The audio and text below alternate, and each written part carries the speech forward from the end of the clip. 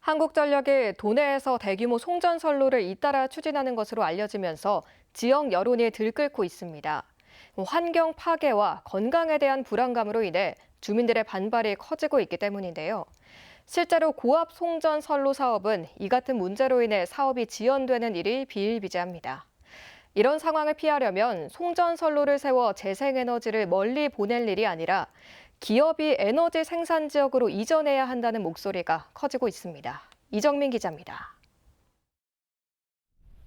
정부와 한국전력이 송전선로 건설 사업의 근거로 된 건 전남북 지역에 재생에너지가 남는다는 겁니다. 남는 재생에너지를 수도권으로 보내기 위한 전력망이 필요해서입니다. 하지만 실제로 전북 지역의 전력 자립도는 70% 수준에 그치고 있습니다.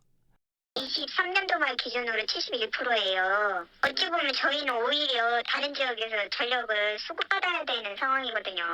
국가 차원에서도 송전선로는 매번 추진될 때마다 큰 진통을 겪고 있습니다. 서해안에서 생산한 전력을 천안의 첨단 특화단지로 공급하기 위한 충남 지역 공사는 당초 계획보다 12년이나 지난 지금까지도 진행 중입니다. 선로가 지나는 지역의 주민들이 사업을 적극 반대하고 있기 때문입니다. 이처럼 송전탑 건설 사업은 주민들의 건강권과 재산권, 산림 훼손 등의 문제가 첨예하게 뒤엉켜 착공조차 쉽지 않은 현실입니다. 도내에서도 정읍 완주를 지나 충남 계룡으로 넘어가는 노선과 장수 진안 무주를 거쳐 충북 영동을 잇는 송전선로 사업 역시 거센 반발에 부딪힌 상황. 이에 정부의 재생에너지 정책의 틀을 바꿔야 한다는 목소리가 커지고 있습니다.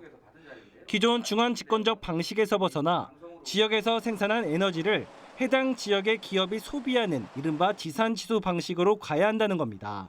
지역에서 생산된 전기를 지역에서 소비하자는 것입니다. 이제 전기를 멀리 보내다 보면 비효율적입니다. 그래서 지역에서 좀 더 효율적으로 전기를 생산해서 소비를 하자. 재생에너지를 사용해야 하는 수도권 기업을 지방 재생에너지 단지 근처로 이전을 유도하면 이러한 문제를 해결하고 균형 발전도 촉진하는 양수겸장이 될 수 있습니다.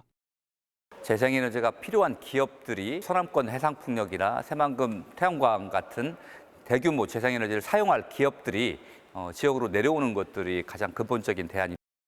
또 기업 이전을 돕기 위해 재생에너지 사용을 위해 지방으로 이전하는 기업들에게 전기료를 깎아주는 차등요금제 같은 제도들도 뒷받침돼야 한다는 게 전문가들의 지적입니다. JTB 뉴스 이정민입니다.